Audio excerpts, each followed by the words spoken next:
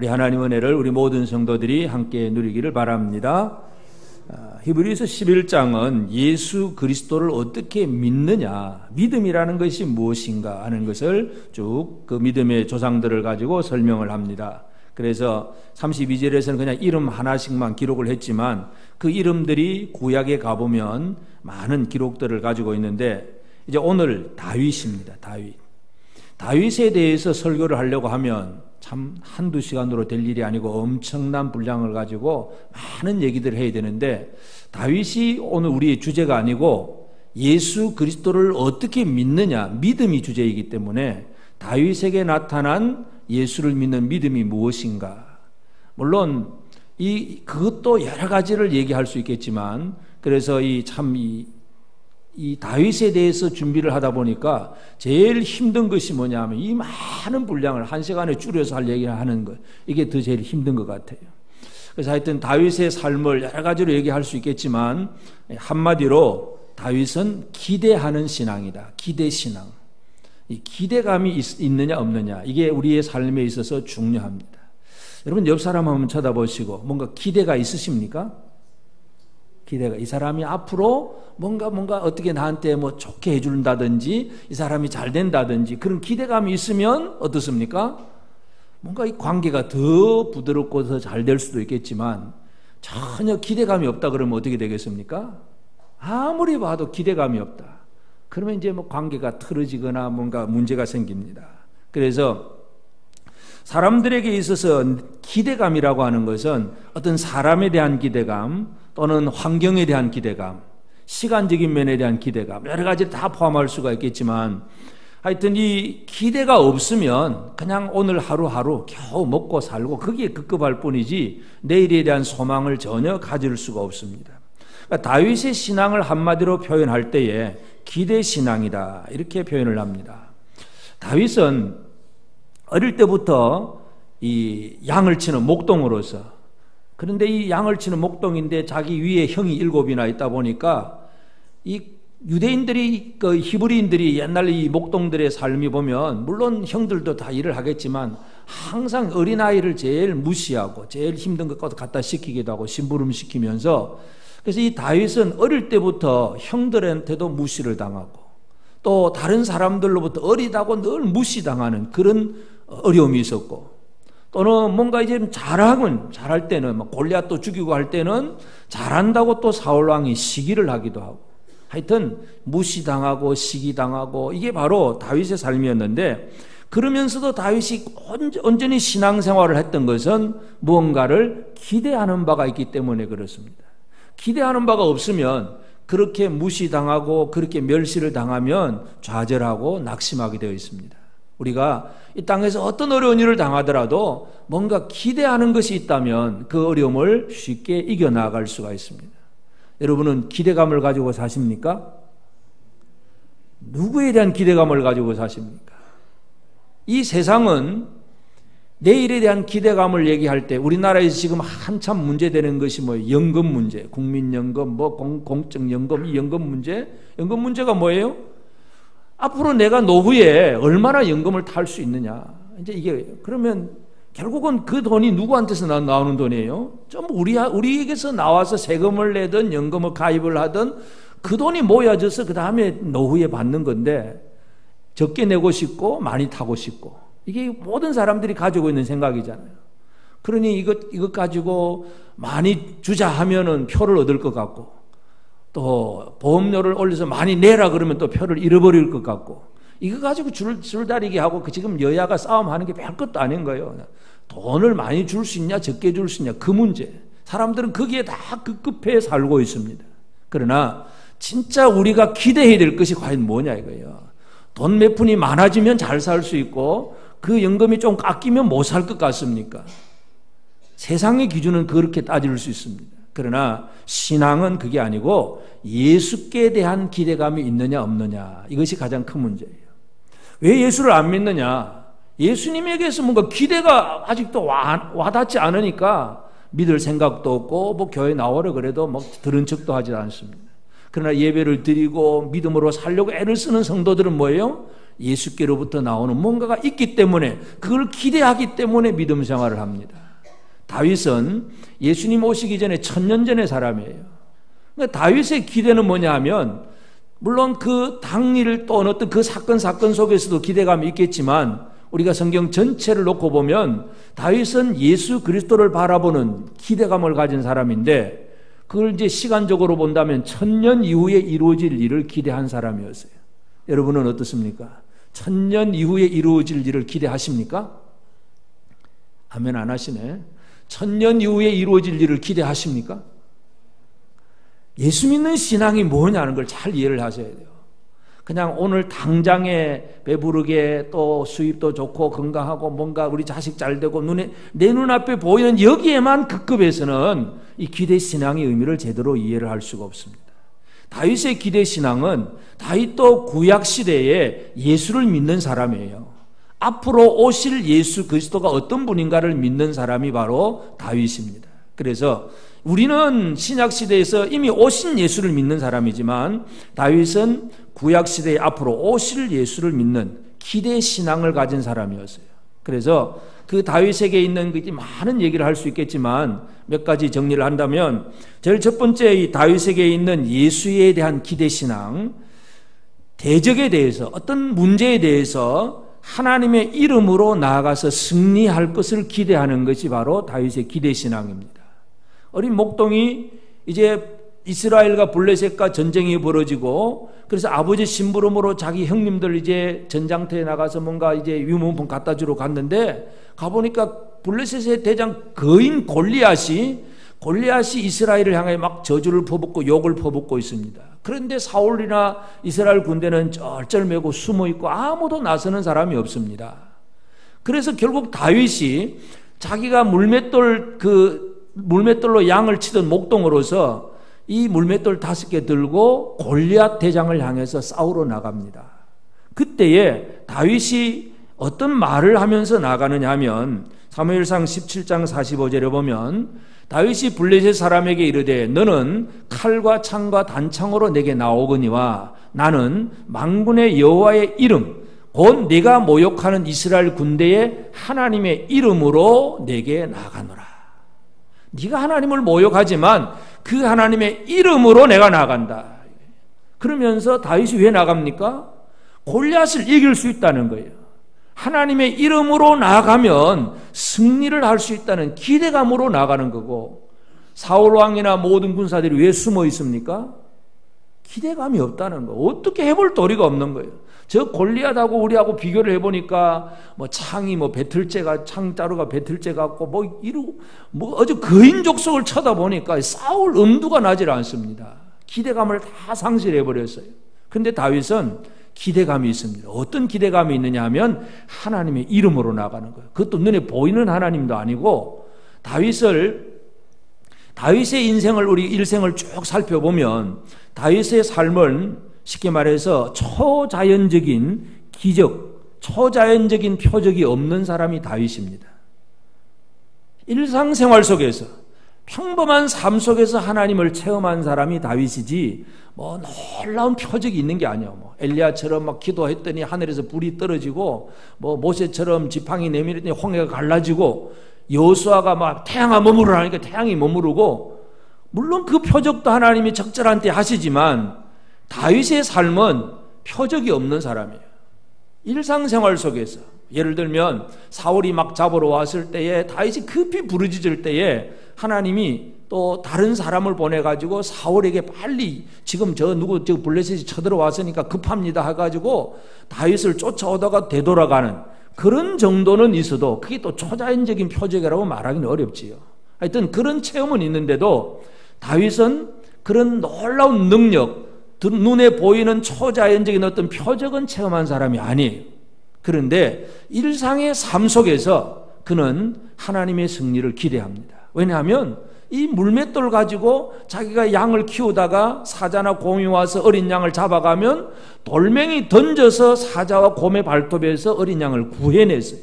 이걸 다윗은 하나님의 도우심으로 알고 있기 때문에 골리앗 앞에 나가면서 내가 하나님 이름으로 나가면 승리한다 이거예요. 이게 기대신앙이에요. 다윗의 기대신앙은 하나님의 이름으로 나아가는 승리를 기대합니다. 우리가 잘 아는 요한복음 1장 12절에서 영접하는 자, 그 이름을 믿는 자들에게는 하나님의 자녀가 되는 권세를 주셨으니 그 이름을 믿으면, 우리가 예수 믿는다는 것이 그 예수의 이름을 소유하는 거예요. 예수 이름을 믿고 영접하는. 그러면 나는 예수의 사람이면 승리한다. 여러분, 이 기대감을 가지고 계십니까? 나는 예수 이름으로 살기 때문에, 예수 이름으로 나가기 때문에 악한 사탄이 어떤 모습으로 와도 나는 승리한다. 기대하십니까? 이 기대가, 이게 있어야 기대신앙이에요. 다윗의 기대신앙은 비록 자기는 어린 목동이지만 하나님의 이름으로 나가면 승리한다. 이게 오늘 우리에게 얼마나 중요한가 몰라요. 그러니까 다윗이 믿는 그 믿음, 기대신앙은 하나님의 이름으로, 어떤 하나님의 눈에 보이는 표적이나 어떤 초자연적인 어떤 놀라운 뭐 그런 일이 아니고, 뭐 갑자기 벼락이 떨어져 가지고 그냥 골리앗이 벼락 맞아 죽는 그런 일이 아니고, 그냥 하나님의 이름으로 나가면 승리한다. 이거 믿으십니까? 여러분, 기대신앙을 가지고 계십니까? 다윗의 기대신앙은 하나님 주의 이름으로 나가는 거예요. 또 다윗의 기대신앙은 시편 110편 1절에 보면, 시편에 다윗은 이제 그 시를 가장 많이 지은 사람이죠. 여호와께서 내 주께 말씀하시기를 내가 내 원수들로 내 발판이 되게 하기까지 너는 내 오른쪽에 앉아 있으라 하셨도다. 다윗의 많은 고백 중에 이 말씀이 아주 중요한데, 이건 나중에 보면 예수님도 이 말씀을 그대로 인용해서 다윗 얘기를 하십니다. 그러니까 여호와께서 내 주에게 말씀하시기를. 다윗은 여호와 하나님을 믿는 사람인데, 근데 내 주님이 또 있다는 거예요. 여호와께서 내 주에게 말씀하시기를 내가 내 원수들로 내 발판에 되게 하기까지 너는 내 오른쪽에 앉아 있으라 하셨도다. 다윗은 뭘 기대한 사람이냐 하면 자기의 주님을 발견한 사람이에요. 여러분, 하나님을 믿는 다윗이지만 하나님이 내 주님을 세우셨다는 얘기죠. 그 주님이 바로 메시아, 예수 그리스도를 의미합니다. 그러니까 다윗의 기대신앙은 자기는 왕이고 또 모든 사람에게 섬김을 받는 위치지만, 그러나 나는 내가 섬기고 내가 의지할 주님이 계신다는 것, 이걸 기대하는 것이 바로 다윗의 기대신앙이에요. 그러니까 기대신앙은 모든 대적을 이기고 승리해서 이제 그 승리의 오른편에 보좌 우편에 앉아 계실 예수 그리스도를 기대하는 것이 다윗이 예수 믿는 거예요. 여러분, 이 다윗의 믿음이라고 하는 것은 앞으로 여호와께서 내 주님을 세우시고 그 주님이 모든 원수를 멸하시고 보좌 우편에 앉으실 것이다. 그 승리와 영광을 기대하는 것, 이게 바로 지금 우리로 본다면 적어도 3000년 전에 다윗이 가졌던 기대신앙입니다. 그것이 물론 예수님이 재림하신 다음에 이루어질 일이지만 그 전에도 벌써 다윗이 그렇게 기대를 했어요. 오늘 우리가 가져야 될 기대신앙도 이것입니다. 우리 주님께 대한 기대신앙. 다른 기대가 아니라 내가 앞으로 잘 살 거야, 뭐 부자 될 거야, 이런 정도가 아니라 예수 그리스도에 대한 기대신앙이 있느냐고요. 그 주님이 최종적으로 승리하고 진정한 영광을 가지게 될 것이다. 이것이 다윗이 가지고 있던 기대신앙이었어요. 우리가 예수를 믿는다는 것은 예수님이 어떤 분인가에 대한 분명한 그런 생각을 가져야 되는데, 그래서 이 만국을 정복하고 열국에게 조공받던 그 다윗이 자기가 섬겨야 될 주님에 대해서 고백을 하고 있다는 것, 이 기대신앙을 우리가 해야 되고, 그러니까 대적에 대해서는 하나님의 이름으로 나가 그 이름으로 승리하게 되고, 또 이제 자기를 구원하는 그 주님에 대해서도 분명히 주님의 그 존재하심에 대해서 기대를 하고, 그러면서 또 다윗의 삶을 보면 인간적인, 참으로 철저하게 인간적인 사람이 바로 다윗입니다. 우리는 흔히 예수를 믿으라고 할 때에 거룩함 아니면 능력 이런 걸 추구하면서 좀 힘 있는 사람, 좀 더 능력 있는 사람, 그걸 다 원하잖아요. 근데 성경은 다윗 얘기를 아주 길게 많은 얘기를 합니다. 근데 다윗의 일생을 보면 아주 인간적인 사람이에요. 어린 목동 연약함부터 시작해서 또 왕이 되고 나서 결국은 또 자기 신하의 아내를 범하는 그런 죄를 범하고, 예수를 안 믿는 믿음 없는 사람이 아니라 진짜 하나님을 잘 섬기는 왕인데도 불구하고 인간의 육체의 정욕을 벗어나지 못하고, 또 마지막에 가보면 또 인구조사를 해가지고 이게 전부 자기가 한 것처럼 착각하는 그런 사람도 바로 다윗입니다. 그런데 이런 다윗이 죄를, 쉽게 말해 죄를 지을 수 있다는 얘기예요. 그러면 일을 잘해서 뭔가 이 하나님께 영광 돌리고 막 평생을 그렇게 살면 문제가 없는데, 다윗의 삶을 보면 범죄한 기록이 있다냐. 범죄. 죄를 지었을 때 그러면 다윗은 뭘 기대하느냐. 우리아의 아내를 범하고 죄를 지은 다윗이 기대하는 것은 하나님의 용서를 기대하잖아요. 용서. 죄는 용서받아야 되니까. 그래서 다윗의 용서에 대한 기대가 시편 51편이 이제 다윗의 회개시인데, 51편 16절 17절을 보면 주께서는 제사를 기뻐하지 아니하시나니 그렇지 아니하면 내가 드렸을 것이라. 주는 번제를 기뻐하지 아니하시나이다. 하나님께서 구하시는 제사는 상한 심령이라. 하나님이여 상하고 통회하는 마음을 주께서 멸시하지 아니하시리이다. 여러분, 다윗은 모세의 율법을 아는 사람이에요.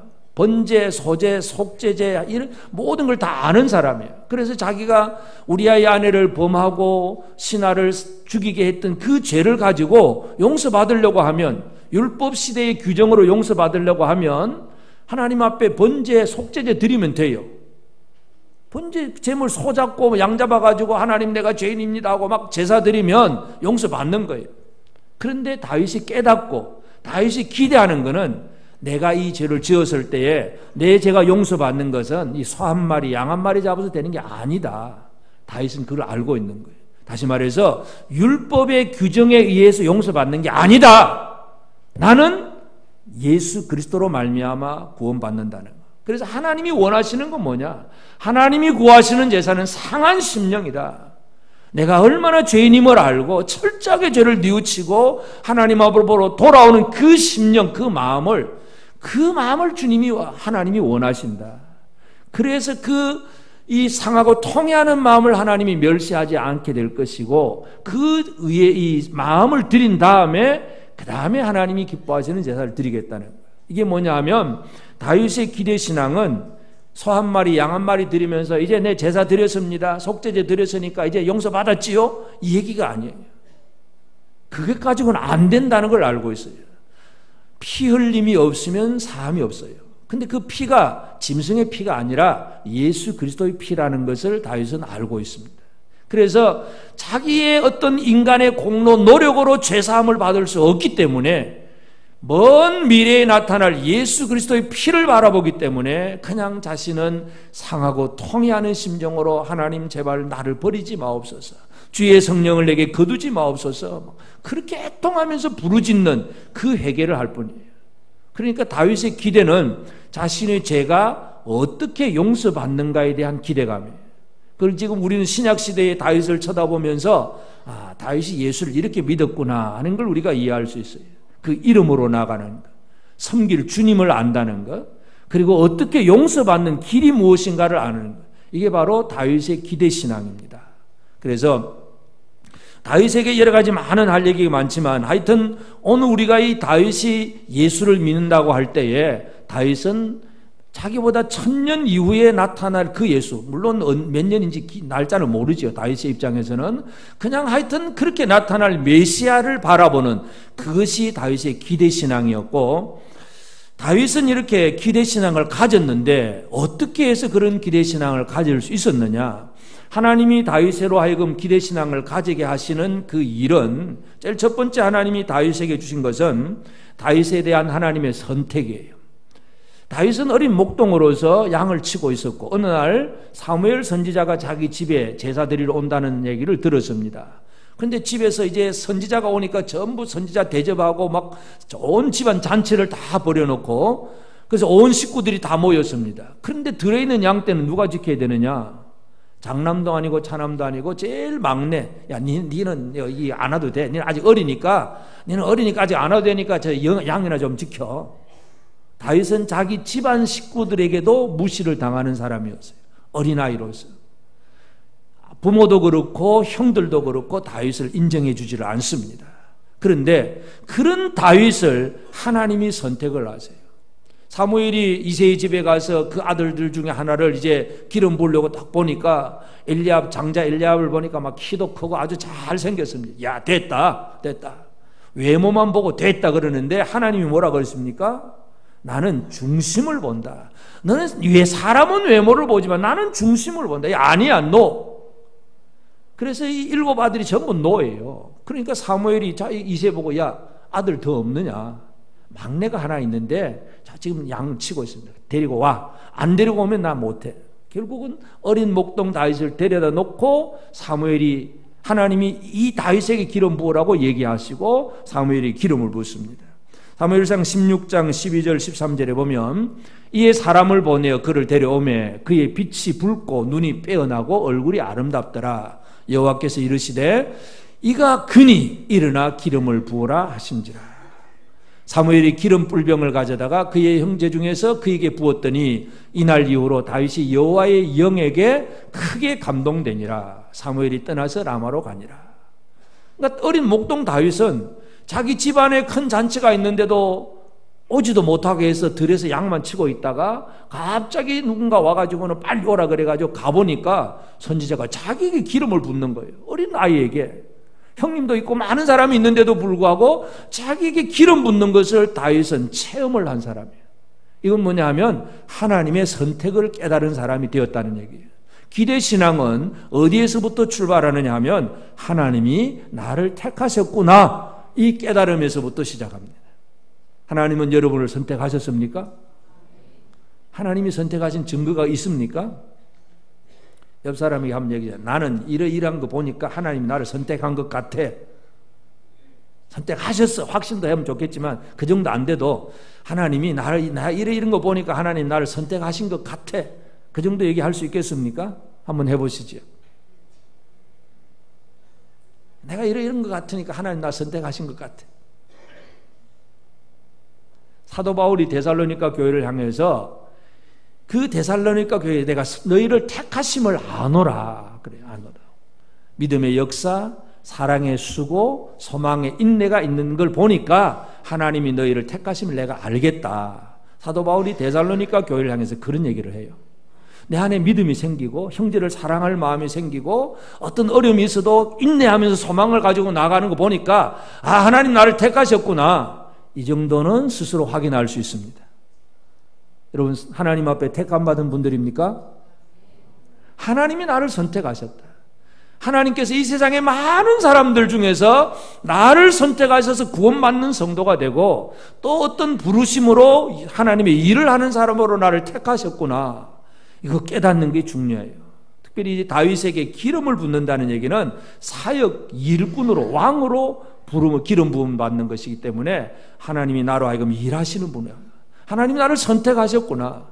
하나님이 아무런 관계가 없다고 생각하면 기대감이 없지만 하나님이 나를 택하셨다는 것을 알게 되면 우리는 기대신앙을 시작할 수가 있습니다. 그리고 다윗은 그리고 기름 붓고 그 다음에 또 바로 왕이 되는 게 아니잖아요. 또 그냥 광야로 가서 여전히 양치고 또 여전히 또 사울은 그 당시 그냥 여전히 왕이고 평범한 일상생활입니다. 평범한 일상생활을 하다가 아까 말했듯이 이제 골리앗과의 전쟁이 벌어지는데 그 골리앗과의 전쟁이 벌어졌을 때 다윗이 이제 자기가 싸워 나가게 이기겠다고 사울 왕에게 그런 얘기를 합니다. 그때 무슨 얘기를 하냐면 사무엘상 17장 37절에 보면 또 다윗이 이르되 여호와께서 나를 사자의 발톱과 곰의 발톱에서 건져내셨은즉 나를 이 블레셋 사람의 손에서도 건져내시리이다. 사울이 다윗에게 이르되 가라, 여호와께서 너와 함께 계시기를 원하노라. 그런 다윗이, 목동 다윗이 어떻게 표현하고 있는가를 잘 이해하셔야 돼요. 여호와께서 사자의 발톱, 곰의 발톱에서 나를 건져내셨다. 근데 사자의 발톱, 곰의 발톱에서 건져내신 것이 어떤 상황이냐 하면 이 양을 치고 있는데 맹수들이 슬금슬금 접근을 하고 와서 어린 양 한 마리 물어갈 때에 다윗이 하는 일이 뭐냐 하면 목자들이 가지고 있는 목자의 제구, 목자가 가지고 있는 뭐 무기라고 할까? 이게 뭐냐 하면은 뭐 지팡이 그리고 물맷돌이에요. 돌 던지는 거. 물매라고 하는 것은 쉽게 말해 긴 노건이 있으면 이걸 딱 절반 접어가지고 가운데 돌 하나 끼워가지고 빙빙 돌리다가 한쪽 놓으면 돌이 날아가는 거예요. 그 물매예요. 돌 던지는 게 물매예요. 목자가 돌 던져서 맹수를 쫓아내고 맹수의 입에 잡힌 그 어린 양을 끄집어내는 것은 특별한 기적이 아니라 일상생활입니다. 이걸 잘 이해하셔야 돼요.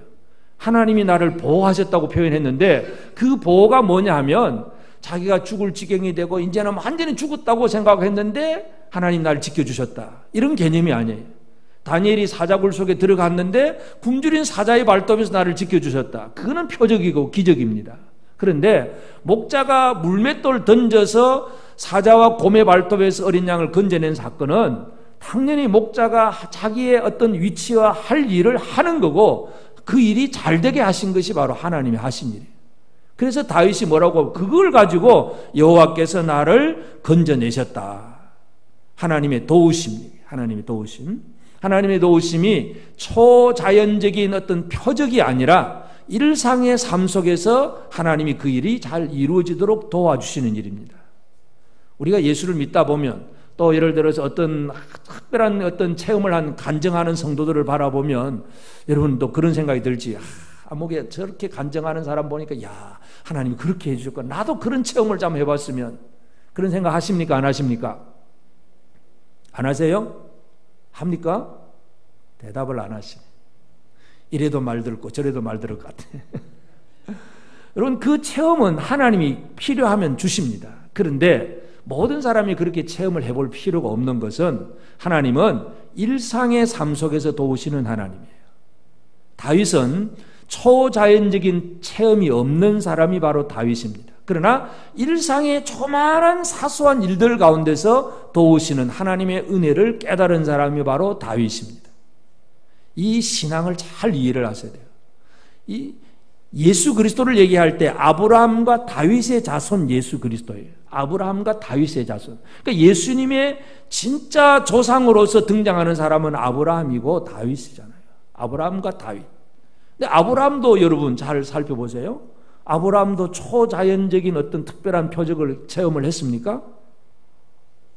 아브라함도 그게 없어요. 말씀하시면 믿고 기근이 들리면 막 낙심해가지고 애굽으로 한번 내려갔다 혼이 나서 돌아오기도 하고 뭐 그런 일들은 있지만 특별한 초자연적인 체험이 없어요. 근데 우리 신앙이 연약한 사람들은 초자연적인 체험 얘기하면 그게 진짜인 것 같고 그게 진리인 것 같이 생각해요. 물론 표적이 거짓이라고 얘기는 하지 않지만 표적만 강조하는 사람은 거짓이 됩니다. 가장 중요한 믿음의 조상들 아브라함, 다윗은 초자연적인 표적이 없고 일상의 사소한 일들 가운데서 직장생활하고 가정생활하고 그 가운데서 하나님의 도우심을 아는 거예요.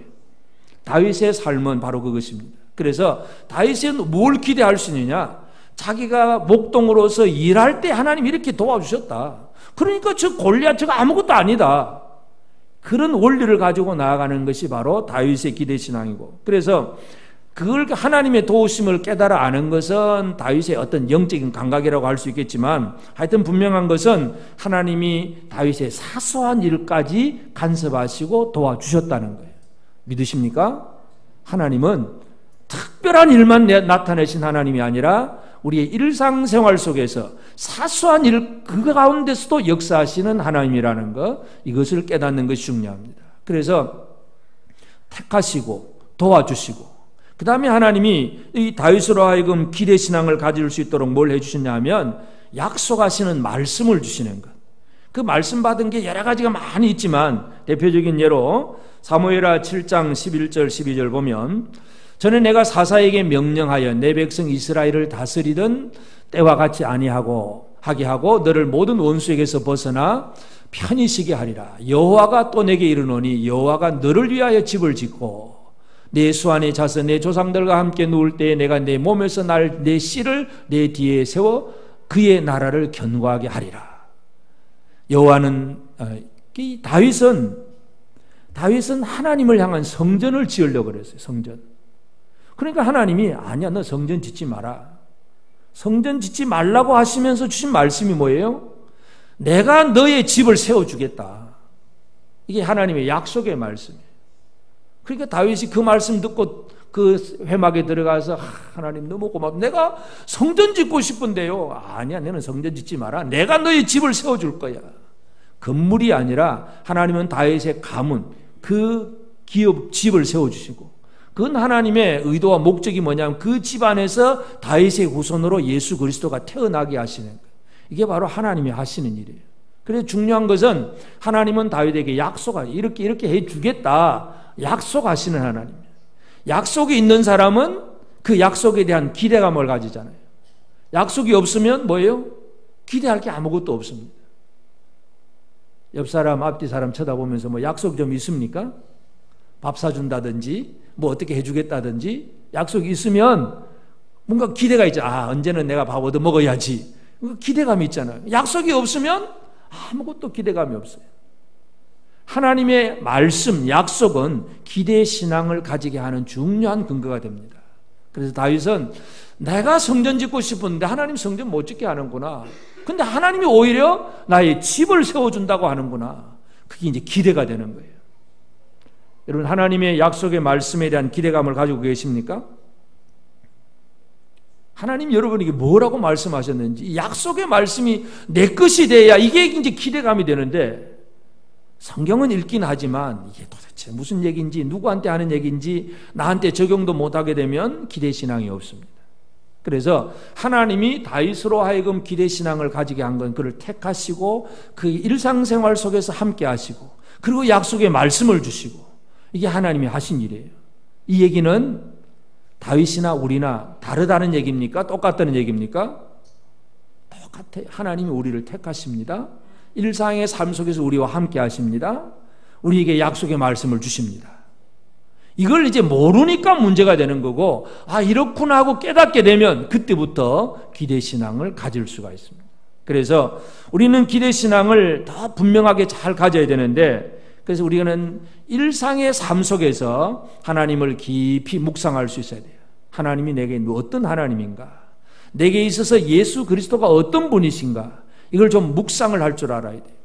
우리가 잘 아는 시편 23편, 여호와는 나의 목자시니 내게 부족함이 없으리로다. 그러니까 다윗이 자기가 양을 치면서 이 목종으로 살다 보니까 하나님 앞에 내가 누구인가, 하나님과의 관계에 대해서 묵상을 합니다. 가만히 양들을 보니까 이 양들은 목동이 없으면 이 양은 스스로 살 수가 없는 존재예요. 양은 스스로 자기를 보호할 수 있는 방어의 능력이 전혀 없는 것이 양떼들입니다. 목자가 지켜줘야, 철저하게 지켜줘야 양이 살아날 수 있습니다. 그 얘기를 하나님과의 관계 속에서 깨닫습니다. 여호와는 나의 목자시다. 나는 내 힘으로는 살 수 없는데 하나님의 도우심으로 나는 살 수 있다. 하나님과의 관계를 묵상을 하게 되면 그 23편 마지막 절 6절은 또 뭐라고 기대합니까? 내 평생에 선하심과 인자하심이 반드시 나를 따르리니 내가 여호와의 집에 영원히 살리로다. 여호와가 내 그 목자가 되니까 내 평생에 한순간이 아니라 평생에 선하심과 인자하심이 반드시 나를 따르리니 내가 여호와의 집에 영원히 살리로다. 이 다윗의 기대감이에요. 하나님을 묵상하면 그런 기대감이 나옵니다. 그럼 무엇을 기대하며 사십니까? 우리 자식이 잘 자라가지고 좋은 취직을 해가지고 돈을 많이 벌어가지고 그 자식이 내 노후를 좀 편안하게 해줄 것을 기대하십니까? 아멘 안 하시네. 국가가 우리에게 뭔가 많은 보험제도 시스템, 연금을 많이 주어서 내 노후가 편안해질 것으로 믿으십니까? 여러분, 그런 것들은 사회적인 세상적인 어떤 노력이라서 어느 조금은 도움이 될 수 있을는지 몰라도 여호와 하나님의 도우심이 없이는 내가 여호와의 집에 영원히 사는 것, 주의 그 인자심, 선하심, 평생토록 도와주시는 그것은 오직 하나님께로부터 나옵니다. 예수님이 이 땅에 오셔서 늘 묵상을 하잖아요. 한적한 곳을 찾아서 하나님 아버지 묵상하는 이유가 그거예요. 아버지께로부터 뭐가 오느냐, 아버지로부터 어떤 힘이 주어지느냐, 이거 깨닫는 거예요. 예수를 깊이 생각하게 되기를 바랍니다. 작년도 표였어요. 히브리스를 시작하면서 예수를 깊이 알면 알수록 예수께로부터 많은 것을 기대할 수가 있고, 예수가 누군지 모르면 기대할 게 아무것도 없습니다. 여러분, 여전히 지금도 오늘도 우리가 늘 해야 될 것이 예수를 깊이 묵상하는 삶을 살아야 됩니다. 그리고 우리의 일상의 삶 속에서 맡은 사명에 열심히 충성하는 게 중요해요. 맡은 일이 작은 일이라고 할지라도 하나님의 도우심을 바라고 충성할 때에 하나님의 도우심이 나타납니다. 작은 일이라고 그냥 무시하고 그냥 나태하고 게으르게 살면 하나님이 뻔히 보세요. 하나님이 그런 사람을 원치 않습니다. 다윗은 어린 양 한 마리 물려가면 아이고 그냥 집에 가서 아버지 내가 양을 치는데 사자가 와서 한 마리 물어갔어요. 내가 겁이 나서 혼났어요. 겨우 살아왔어요. 뭐 한번 그런 아버지한테 뭐 욕 하나 먹고 말지. 근데 그게 아니고 어린 양이 잡혀가면 사자의 발톱에서도 어린 양을 건져내기 위해서 자신을 희생하며 헌신했다는 거예요. 이게 뭐냐면 일하는 자라는 일하는 자. 하나님의 도우심은 일을 하는 자에게 나타나지 일하지 않으면 도우심도 없습니다. 여러분 일을 하십니까? 사소한 일이라도 내게 주어진 작은 일이라 할지라도 충성하면 그 일하는 과정 속에서 나타나는 하나님의 도우심을 체험할 수 있어요.